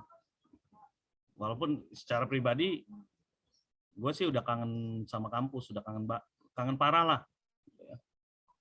Karena nongkrong di kampus tuh di pinggir psikologi tuh udah enak banget. Parah. Kalau nggak di gardu listrik depan parkiran dosen itu sambil ngerokok tuh asik banget. Dan gue udah 2 tahun tidak merasakan itu. Jadi kalau bisa kelas langsung.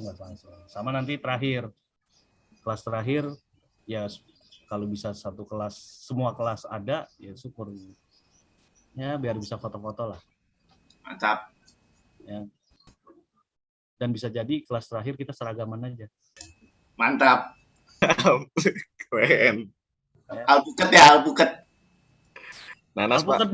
Alpukatnya udah nunggu, Dit. Ya. 2 tahun nggak gue pakai, ya cuma dicuci doang kena air, dia nunggu tunasnya keluar.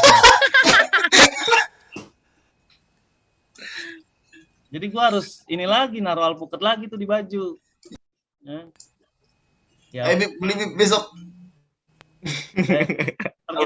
Kita inilah seragam sekolah aja justru. Oh, mantap. Asik ya. Kan semester 3 belum, biasanya seragam tuh masih muat lah kalau semester 3 mah. Iya, Pak. 2 tahun lalu tuh semester 5 gua ajak, yuk pakai putih abu-abu. Pak, kan abu-abunya ada abu-abu yang beda, Pak. Ya nggak apa-apa, pokoknya seragam sekolah aja. Kayak MP nun aja abu-abunya. Ya, Mantap gimana? Dit, sekolah mahal beda, wajar. Iya benar. Ingat, mahal itu mempengaruhi kelas sosial. Pemaknaannya jadi beda. Enak dapat sekolah mahal. Pemaknaannya beda ya, Pak? Iya. Iya. Siapa tahu Cilodong juga seragamnya beda, harusnya abu-abu, dia abu-abu monyet. Abu-abu monyetnya dia sendiri kan. Gitu ya, tuh buat kelas. Nah, buat kelompok, mana Rati tadi? Tih? Iya, Pak. Udah belum, Tih? Atau nanti? Nanti habis kelas ya, Pak. Oke. Nanti malam deh gua kirim yang buat 5 orang, yang jelas ada 8 kelompok tadi.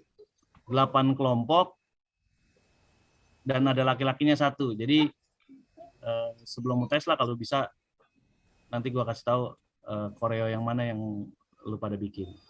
Oke? Oke, Pak. Siap. Terus buat tugas UAS dan kelompok UAS, gue lupa banget minggu kemarin. Insya Allah gue usahain malam ini deh. Itu juga. Karena itu beda, kelompoknya akan beda. Yang jelas gini, tadi kelas B juga sempat tanya. Sosiologi itu minggu ini masih belum ada kabar tentang sidang. Jadi gue belum bisa share. Kalau memang ada kabar sidang, gue pasti akan share ke 3 kelas ABC. Nah, yang kalau satu kelompok misalkan gue bikin 4 orang, setiap kelompok misalkan ikut sidang boleh, tapi yang nggak boleh adalah misalkan 4 orang, berarti 4 orang dalam satu kelompok itu tidak boleh sidang yang sama. Ngerti nggak maksudnya? Ya, misalkan gini. Ada kemungkinan minggu depan tuh ada sidang. Soalnya udah 2 bimbingan gue yang gue ACC untuk sidang. Nah, ada 2, berarti satu kelompok hanya boleh satu orang, satu sidang. Dan tidak boleh sama dengan teman sekelompoknya. Tapi sama teman kelompok lain, misalkan gini, Adit, Azza sama Dida misalnya gue bikin satu kelompok nih, bertiga misalkan. Nah, Adit ngikut satu sidang, misalnya sidangnya Saka kemarin. Adit ikut sidangnya Saka. Nah, Azza nggak boleh, tugasnya sidang Saka. Atau Dida juga nggak boleh. Tapi kalau misalkan Labib, karena beda kelompok, itu boleh. Paham, Pak. Paham ya? Jadi kalau misalkan ada 8 kelompok, minimal ada 8 sidang yang kelas lu ikutin. Walaupun sebaiknya sih sebanyak-banyaknya gitu. Karena semakin banyak kita ngebahasnya lebih enak. Pokoknya ketika ngomongin analisis, semakin banyak data akan semakin mempermudah analisis. Gue bilang mempermudah, bukan mudah, ya. Jadi kalau dipermudah saja masih sulit, apalagi tidak dipermudah kan sulit. Ya. Jadi itu buat yang UAS UTS gitu. Biasanya Jumat beritanya nongol, kalau beritanya nongol Jumat, biasanya sehari sebelum sidang ada tuh. Nah, nanti tinggal diatur aja. Nah, gue bilang begitu karena sidang itu kan hari kerja. Bisa jadi lo ada mata kuliah. Nah, silakan diatur-atur. Paham ya? Pak, mau nanya Pak, tapi kalau Gimana, misalnya satu kelompok itu cuman satu sidang doang nggak apa-apa Pak? Nggak boleh. Jadi harus 3, misalnya satu anggotanya itu 4, harus ada 4 sidang tuh Pak? Betul. Jadi Yang berbeda tuh, Pak. anggota kelompok itu punya catatan sidang untuk sidang yang berbeda semua. Oh, paham, Pak. Pak, saya mau nanya Pak, itu kan nanti itu dari hasil observasi itu disatuin dalam satu data atau dipisah dalam setiap sidang tuh Pak? Kan ada 4 sidang berarti ya? Oke, 4 sidang berarti 4-4-nya dibiarkan satu, nanti ketika analisis baru digabung. Oh, misalkan gitu, kan ini udah mulai kelihatan nih pembahasan sosiologi budaya di mana. Gitu. Misalkan ternyata kok gua ngelihat dalam 4 sidang yang kita ikuti nih, kayaknya ini ada urusan misalnya yang di sidang cenderung mukanya pucat segala macam gitu ya. Ya karena deg-degan, oke. Tapi kan kita bisa ngomongin ini tentang power. Oh, ternyata ada power relation antara dosen dengan yang di sidang. Nah, itu ditunjukkan lewat apa oleh dosennya, kemudian oleh sidangnya. Nah, itu yang nanti akan jadi analisis lu. Kurang lebih begitu. Atau misalkan, kok menarik ya, kalau sidang ternyata yang di sidang itu seragamnya sama semua, misal gitu ya. Kenapa? Kenapa harus ada penanda bahwa yang di sidang harus begini. Nah, itu bisa dibahas. Dan lu juga bisa wawancarain orang yang lu tonton sidangnya atau senior yang sudah sidang untuk nambahin data. Tapi poin utamanya itu dulu. Karena yang gue minta catatan sidangnya dulu. Nanti ketika bikin analisis, ternyata butuh data lanjutan ya bisa lewat WhatsApp segala macam. Paling nggak gitu. Pak, waktu pas pertemuan pertama Bapak bilang mengenai budaya akademiknya itu agak digali. Itu maksudnya gimana Pak ya? Apanya? Mengenai budaya akademiknya. Kenapa? Materi tentang budaya akademik itu agak digali, agak diperdalam. Iya, budaya. Karena gini, maksud gue budaya akademik itu adalah ya sebenarnya budaya yang dari tadi kita obrolin, tapi dalam ranah kampus. Ranah kampus itu maksudnya gini, ketika kita lagi kuliah ini kan artinya interaksi dalam sekup akademik, karena kita sedang kuliah. Nah, itu namanya budaya akademik. Budaya akademik itu adalah budaya dalam interaksi sosial yang terjadi dalam seluruh set kehidupan akademik kalian. Misalkan hubungan kalian dengan senior, itu juga masuk budaya akademik tuh namanya. PBAK di UIN tuh gimana, itu juga menunjukkan budaya akademik tertentu. Sampai misalkan kenapa anak sosio untuk dapat rata-rata lulus 4 tahun sekian bulan itu susah setengah mati. Karena memang ada budaya akademik yang berbeda. Nah, itu namanya budaya akademik, Bib. Artinya semua hal yang terjadi sepanjang lu kuliah atau di tempat lu kuliah. Kalau sepanjang lu kuliah kan baru 3 semester. Nah, tapi kan senior-senior lu yang udah ngerasain offline gitu ya, baru justru di akhir baru ngerasain online atau apa segala macam, pengerjaan skripsi dan seterusnya, itu masuk ke dalam budaya akademik, Bib. Bahkan ya menurut gua, nongkrongnya anak sosio misalkan gitu, itu juga budaya akademik itu. Karena kalau di FISIP ya, anak sosio tuh udah, ya elah ketara banget, nongkrongnya di mana tuh gue udah tahu persis. Jadi titik nongkrongnya anak sosio tuh gue udah tahu. Di tempat mana, itu kemungkinan berapa lama, dan biasanya jam berapa sampai jam berapa. Gue sampai hafal. Karena ya memang itu terus berpola. Misalkan lantai 5, kalau yang udah ke FISIP ya, FISIP itu kan sampai 5 lantai. 6 sebenarnya sama lantai dasar, 7 sama basement. Lantai paling atas, lantai 5, itu selalu jadi tempat nongkrongnya anak FISIP, terutama PMII. Dan waktu nongkrongnya biasanya jam 12:30 sampai jam 1:30-an.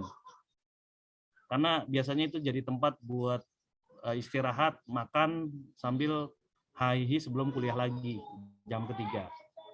Kalau nggak ada kuliah, biasanya turun ke bawah, ke belakang tuh di plaza. Kalau nggak di plaza, samping kanan kiri. Kalau udah sorean, biasanya ke psikologi, TM atau di bawah di parkiran. Nah, kayak gitu. Nah itu pola-pola yang ya kalau gue bilangnya itu masih masuk ke dalam budaya akademik sebenarnya. Karena memang pada akhirnya anak sosio yang paling doyan nongkrong. Nongkrongnya anak sosio, ngecakin temen, ngobrolin tugas, adu nasib susah-susahan kuliah, terus apa lagi ya? Terus nanyain tugas data senior. Dulu lu mata kuliah ini tugasnya masih nyimpen nggak? Nah gitu tuh. Sayangnya angkatan lu nggak ngerasain itu untuk sosiologi budaya karena dosennya ganti kan gitu.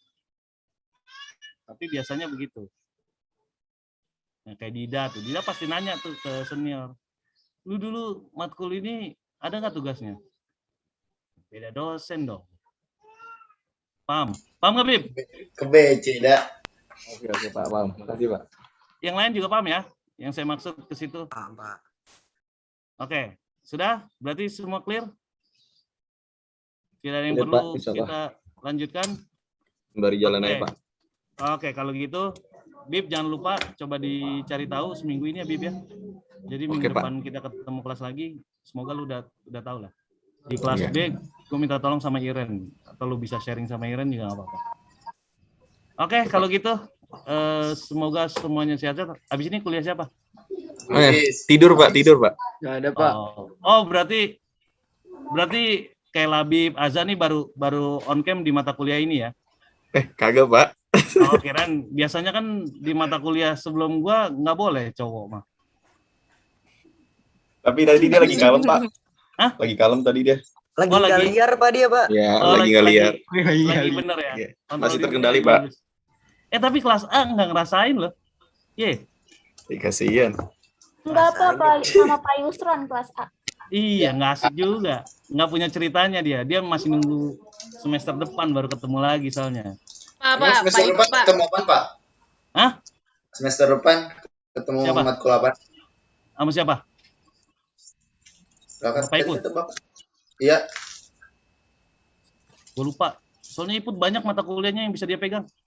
Pak, Dulu sosiologi Pak Iput pendidikan aja kalau nih. ngomong ngapa gitu dah, Pak? Kayak grogi gitu ya dia. Enggak, emang Gila, begitu kok. Iput, Ren. Emang ngomongnya Oh, agak-agak gitu dia. gagap kan? Iya, Tren. Iya, Agak gagap, gagap. Pak. iya. Iya. Sering ngulang kata dia. Kayak gini. Tadi. Kayak Cipeng ya, Pak? Ngomongnya tuh gini kalau Iput nih, kalau lagi ngobrol ya. Aku tuh gitu. Jadi Iya, benar, Pak. itu bisa Bocah diulang-ulang. Madura ya? Pak. Pak. Pakai Cipeng ya? Ya, kalau Cipeng kan potong. A-nya banyak baru ku kan gitu.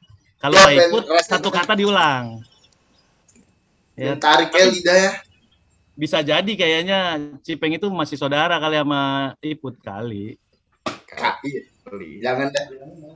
Putra nggak mau terima tuh. Oke ya. Berarti itu saudara. Berarti hari ini tidak ada yang disuruh on cam, nggak boleh nggak on cam ya? Aman, Pak, aman. Wah, lagi sibuk dia berarti. Iya. Pak Iput kalau lagi bener tuh berarti lagi sibuk dia. Gitu ya. Iya, keran dompetnya lagi lancar, jadi tidak aneh-aneh. Oh, gitu. Nah, kalau dia lagi stres, itu kalau nggak bikin ulah di kelas dia tinggalin aja gitu. Tuh kalau iya. lagi banyak, kalau lagi stres parah tuh gitu dia. Berarti sikap dia ada maknanya tuh, Pak ya. Oh jelas. Bukan Gitu, masalah jangan makan doang. ngomongin dulu. Karena berpola. Oh Maknanya, jelas Pak, dong, Bib. Lo belum pernah tahu kan? Nggak tahu kan kalau dia punya bimbingan dulu. Dia tapi memang dosen-dosen sosial menurut gua keren-keren. Dia izin gitu nah. Saya foto kamu ya. Buat apa, Pak? Saya mau kirim ke Pak Kesep. Jadi bimbingannya dia foto. Ini ada yang minta dibimbing nih sama saya. Iya iyalah. Mau pamer aja dah. Oh, pamer. Oh, pamer. Oh, pamer. Pamer dia. Sombong bener. Sombong dia kalau sama saya. Terutama khusus urusan bimbingan mahasiswi. Wah, sombong luar biasa lah. Ya. Kalau Labib nggak bakal dipamerin, Pak. Kagak lah, malah kamu nggak usah sering-sering kesini. Udah kerjain aja, paling gitu doang. Senang banget, Bib ya. Coba lu tanya dah senior-senior lu yang sama dia yang cowok pasti begitu ceritanya. Oke deh Udah ya, selamat istirahat, selamat makan siang, semoga semuanya sehat. Sampai ketemu minggu depan. Salam sejahtera. Assalamualaikum. Waalaikumsalam. Terima kasih baik Pak. Waalaikumsalam. Makasih Pak. Makasih Pak. Yo.